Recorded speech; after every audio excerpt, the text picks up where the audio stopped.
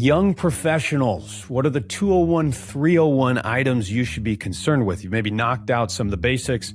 What else is it that you should be thinking about? If you're curious about how you should best build your wealth, that's what we're here to talk about today.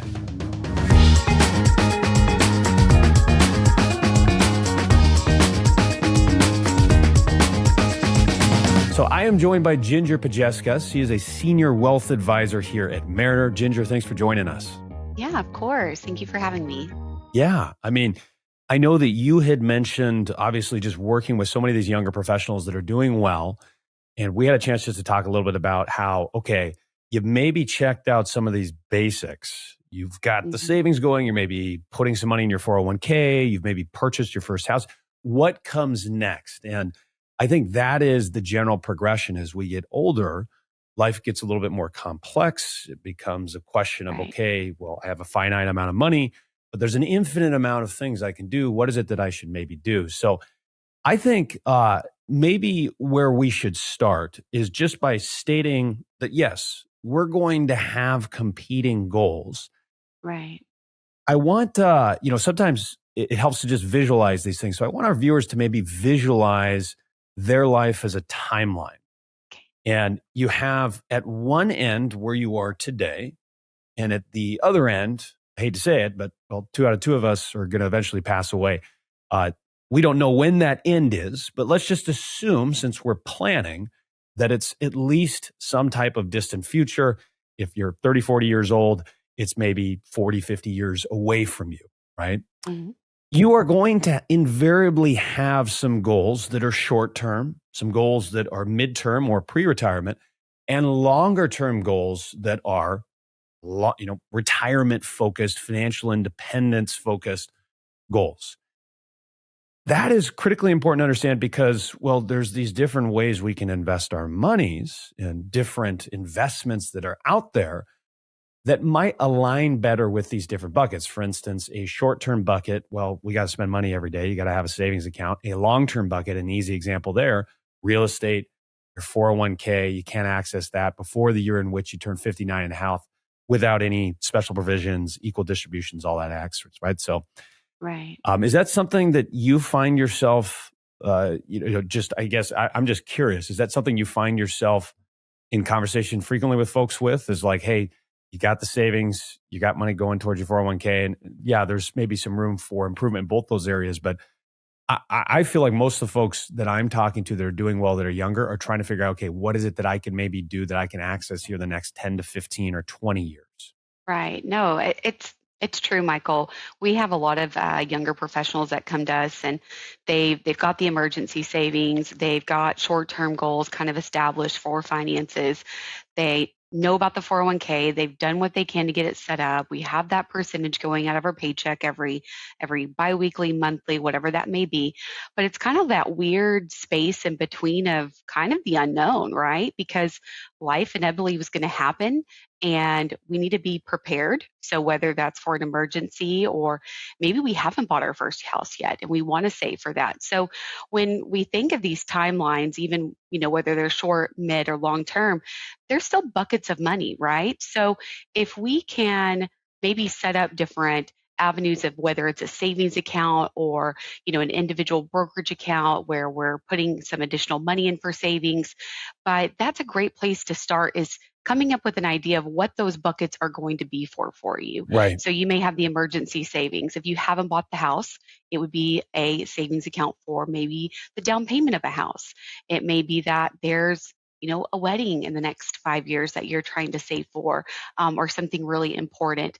Those are the areas that we want to have accounts that have purpose, not just dumping everything into one place sometimes, because it kind of gets meshed together. Especially organization's important for young professionals, because we want to see that goal that we're working towards is growing, right?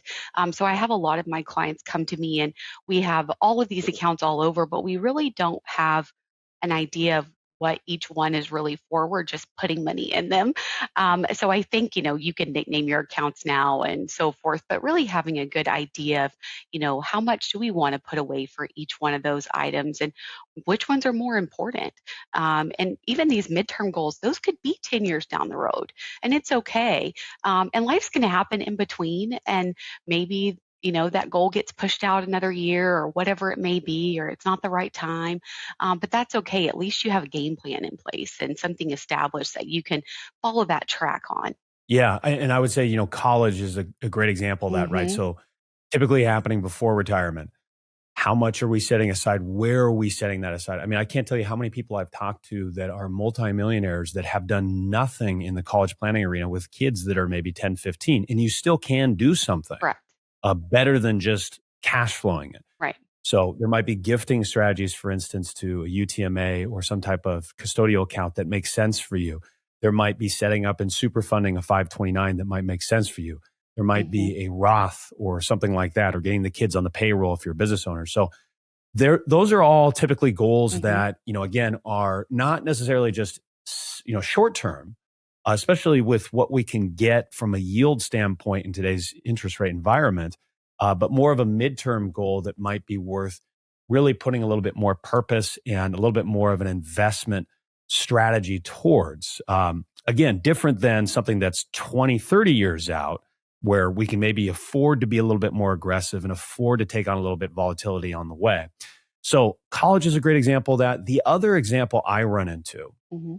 it's helpful to think of that midterm bucket not just as a long-term growth maximization aggressive bucket, but an opportunistic one. And this is maybe where my stance is slightly different than others, and that's okay. But if we think of, what you want to have as far as access to, well, when would you want to have access to that bucket? When an opportunity presents itself. When do a lot of opportunities present themselves? Typically during bad times, Right. right? Right. So if you want to have something that you can access during bad times, and if you're only solely investing, let's just say you work at a company and you've acquired all this company stock, or you're just plowing it all into some investment piece of real estate.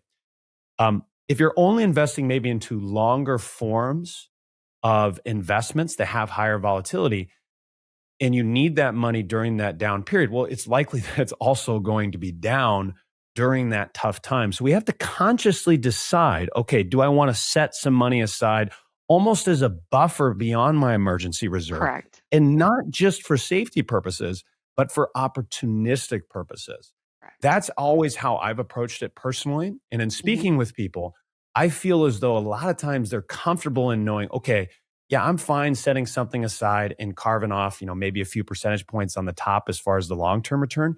If I know that this maybe isn't perfectly correlated with the equities and real estate market, and maybe experiences less volatility, i.e. less risk in a certain way, than those more aggressive assets. So I think that midterm bucket is something that is, one that a lot of folks can wrap their head around, and that might be a slice of your brokerage account, right? So your brokerage account maybe has a few $100,000 in it.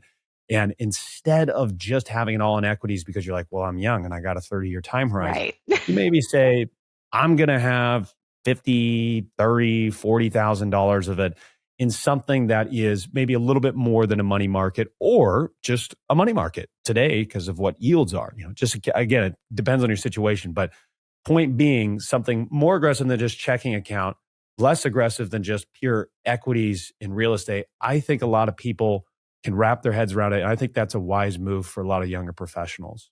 No, I think that's great. Definitely understanding kind of what's going on inside those buckets, throughout the year and just making sure you're watching them. A Sure. lot of young professionals will come to me and, like I said, they're putting all this money in, they're putting the pieces in, but we're not really watching it. We're not looking at situations or how close we are to timelines. So Yeah. just being really aware of those opportunities that are available at that moment, and what works best for you is really important. So, And I think that gets into the inefficiency, right? So making sure that we're keeping track of the efficiencies of our money. So hmm. there's obviously inefficiencies we can find in the long-term bucket, inefficiencies in the midterm bucket. And, one of those might be just maybe not managing the taxes correctly, or being aware of the tax impact long-term. You might be building a long-term tax bomb for yourself. Correct. You might not be taking advantage of your benefits at your company in the best way. And I know that's something that you wanted to touch on was just how do I make sure that I maximize my benefits?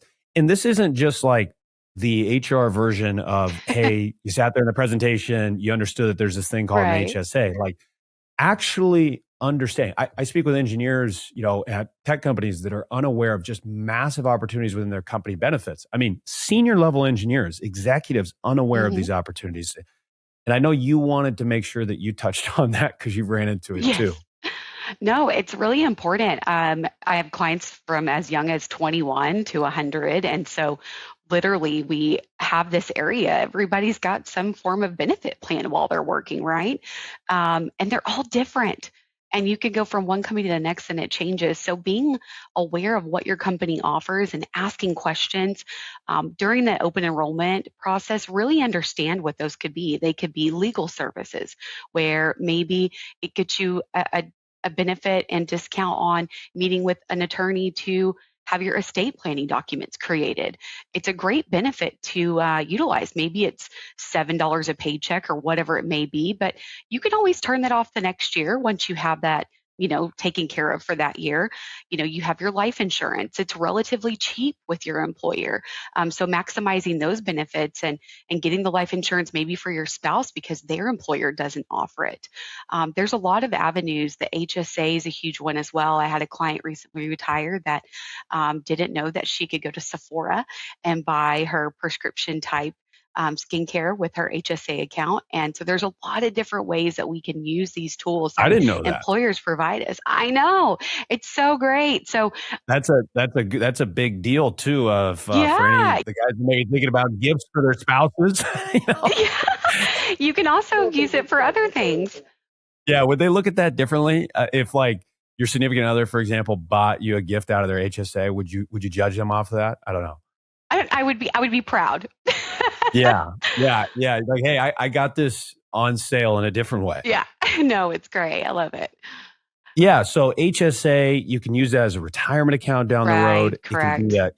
kind of a way of self-insuring at least partially or potentially fully against something toward, like long-term care. Your ESPP, a lot of times folks are unaware of just how to best maximize that. They're unaware, okay, what should I do with these RSUs? They're just accumulating after they vest. And then there's that mega backdoor Roth where, you maybe have hit the max on your pre-tax. And you're like, yeah, I'm maxing out my 401k. And then we asked the question in the meeting, well, are you guys eligible for after-tax contributions? They're like, what's that? Or they haven't considered pushing money from their brokerage account to their savings. This is something I do with a lot of clients that are maybe closer to retirement, but pushing money from their brokerage account to their savings and just not even taking a paycheck for some months and plowing that money into the after tax, which then goes to their Roth, Right. that they convert. And that's definitely something that a lot of clients, we when we think about these buckets of money, sometimes we kind of get too attached to them. So being open to opportunity where we have money established somewhere that we've saved and we've taken care of, and it's done great and it served its purpose, and now we're to this point where we can really be maximizing in other areas and opportunities. Where can we pull the cash from? That cash flow, like everybody worries about the paycheck being less.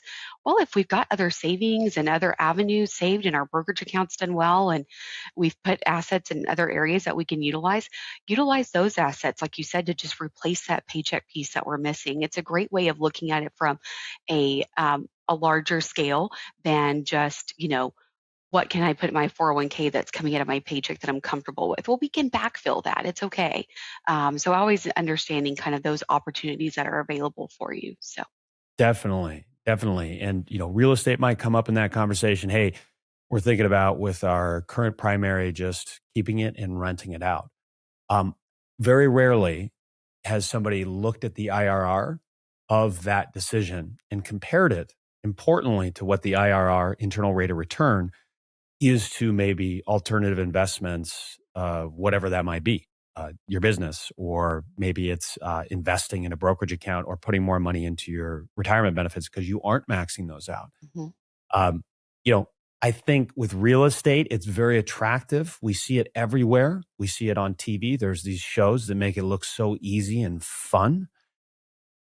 the question is, does that actually pencil out for a younger family and for any family from an investment standpoint? So that's also one that comes up a lot in that midterm area in kind of a 201, 301 after people got some money going towards their 401k and their savings.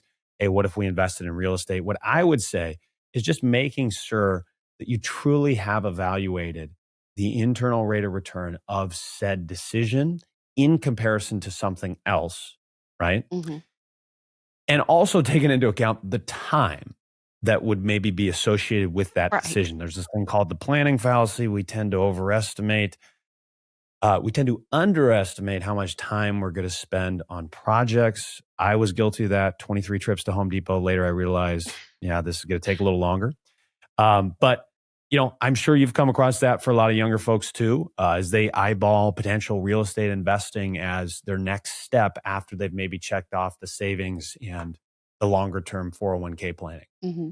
I even have had a few situations that come up. I mean, it's a great topic, that it didn't make sense in their current marketplace to actually purchase their own home. And so Oh they've yeah, actually purchased it's a rental weird property time. instead. And Yes, especially if you're in a situation, especially for young professionals, we don't know how long we're going to be in some of our roles within our employers. Sometimes we may be a promotion that, takes us across the country, or, we take a different position somewhere else. So there's a lot of movement in our lives at this time, a lot of not uncertainty, but, we're moving in all these different directions and it's exciting, right? right. So Yeah, understanding that maybe it's not the right time to purchase a home, that's okay. I think a lot of us get hung up on, we were ingrained, from our loved ones that, you graduate college and you get the job and you buy the house and you do all these things on this specific timeline.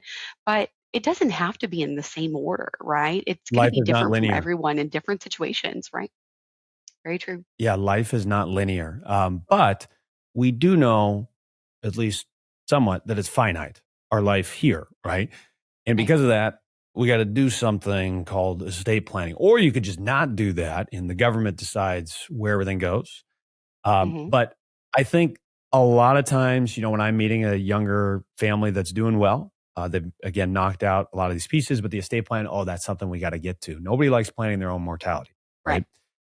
Uh, so I think, maybe the basics getting covered there, right? Going to an estate planning attorney is something that is definitely helpful, but it's also helpful maybe communicating with your advisor because sometimes you need to go to that attorney a lot of the times, depending on how complex your estate is, and let them know what you need, right? So if you just go to the attorney and you say, hey, I want help with getting my estate plan in order, right?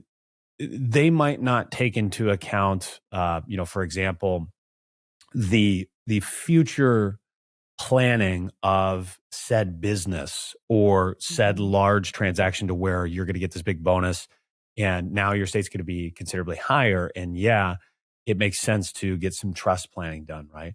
Or a specific type of trust that might make sense. If you have a larger estate, you really need to go to the estate planning attorney. And when I say larger estate, just for reference purposes, at the state level, if your state has an estate tax, that could be just over 2, 3 million from an estate standpoint. Hmm. If it's the federal level, well, we know that's sunsetting, likely to significantly drop here in the near future. So that could be just over 5 million, right? We'll see with that. But point being is if you just go to the attorney and just ask for the basics, that might not be everything. Something I've found that's really helpful in just reading through current estate plans. Everybody always says, yeah, I got an estate plan if they've talked to an attorney. The question is it up to date, funded, and accurate for your current situation? And a lot of times I don't see that. So I think you had mentioned a big piece on that was just making sure the insurance too is covering what's needed. And that's a part of that estate plan as well, right? Correct.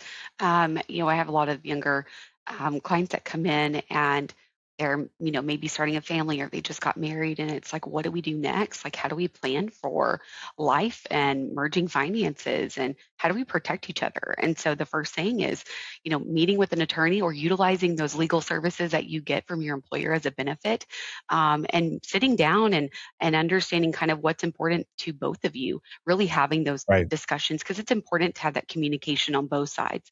Maybe there's, a child involved or, aging parents, or there's some other worries that may be happening. But the estate planning is so important from a standpoint of just having those power of attorneys, the medical DNR. Do you need a trust? Everybody thinks like, oh, well, you have to have all this money to have a trust. Well, no, it may just be with your circumstances because a child, or maybe it's a second marriage or whatever it may be, that there's some additional planning that is definitely needed. Or like you mentioned, we may have a taxable estate at some point. These younger professionals Yes. make up 30% of the current workforce, and they're going to keep growing this wealth and continue to build. And so this accumulation phase is going to continue for them, which could be Right. a taxable situation. So understanding that's really important, and definitely having your documents reevaluated. I know they say 12, but I would even say anytime there's a life event change, right? Anytime Yeah. there's a new child, or we make a big move, especially if you leave a state. Sometimes you need to get new documents driven up and just kind of looked over to make sure that those state laws aren't different for you and that you don't need to worry about, whether it's in California or Texas or another state. So Right. just being aware, and then you mentioned about the insurance piece, protecting our family and our loved ones. I know we don't want to think about that, thinking about planning for our own mortality, but who do we care about? Is it a parent that we know that will need to financially care for when they get older, a sibling maybe, or maybe we have children or just got married? We definitely want to make sure that things are taken care of for them. And so maybe thinking of it from a standpoint of, I don't need insurance, everything's going to be fine, but more so of who would need to be taken care of after I'm no longer here and can Right. do it for them. And so coming up with an amount that would make sense for them is difficult. So having that discussion with your financial advisor and, a state attorney just to determine what would make sense for you, may make sense for one person that doesn't make sense for another. You don't need to go out and get $1 million policy. But we need to make sure that we're covering all the bases, and Yeah. individuals are taken care of, and we're not leaving a large mortgage or something to somebody to take care of. We can never put a price tag on the loss of a loved one, but when we're thinking of a married couple, it's a loss of income too. So, or maybe a business owner that's family ran, those are items that really need to be factored in and making that determination. It's never easy, but it's definitely very important. Yeah. And all this is obviously a balancing act of sorts Correct. too, right? Very much so. I feel like the balancing act kind of comes back to that old kind of timeline of, when we have to do things. And I think it's ingrained in us to think we have to do them in a certain order. And I think taking a step back and understanding that your life and your happiness is also really important. Planning for the future and for loved ones and for kids, that's just as important, right? But you have to sit back and do things for yourself and enjoy those moments because we can't get those moments back, right? Like you said, we all have that timeline that we're not aware of or sure when. But if we focus on maybe one or two little things a little too deeply, then we miss sight of the bigger picture, and that's enjoying what we have Very right in true. front of us. So I think it's okay to have a different timeline. It's not going to be a bad thing if you wait 5 more years to buy your first house. I know I was early No, 30s when no. I did, and then I sold it 4 years later and moved across the country. So it was okay. And it's all right. You don't have to have a specific timeline to follow. It's what matters to you the most, and enjoy the times that you do have. So, Yeah. I mean, bought my first house in my 20s, and then today it makes sense to rent. It's consciously making that decision based on where you're at mhm. in life. So thanks for joining us today, Ginger. Really appreciate it. Yeah, thanks for having me. Of course, of course. And if you're listening to this on Apple Podcasts, Spotify, YouTube, wherever you might be listening, make sure to hit that subscribe so you don't miss out on any industry insights from industry professionals here at Mariner. Again, my name's Michael. I was joined by Ginger today. Take care. Thanks for joining us.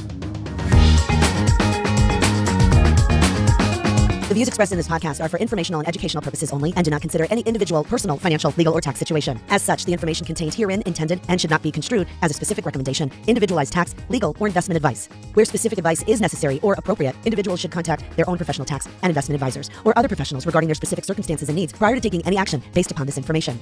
The information provided has been obtained from sources deemed reliable. However, the accuracy, completeness, and reliability cannot be guaranteed. Tax laws are subject to change, either prospectively or retroactively. Any opinions expressed are subject to change at any time without notice. There is no assurance that any investment, plan, or strategy will be successful. Investing involves risk, including the possible loss of principal. Past performance is no guarantee of future results, and any opinion expressed herein should not be viewed as an indicator of future performance. Mariner is the marketing name for the financial services business of Mariner Wealth Advisors, LLC, and its subsidiaries. Investment advisory services are provided through the brands Mariner Wealth, Mariner Independent, Mariner Institutional, Mariner Ultra, and Mariner Workplace, each of which is a business name of the registered investment advisory entities of Mariner. For additional information about each of the registered investment advisory entities of Mariner, including fees and services, please contact Mariner or refer to each entity's Form ADV Part 2A, which is available on the Investment Advisor Public Disclosure website, www.advisorinfo.sec.gov. Registration of an investment advisor does not imply a certain level of skill or training.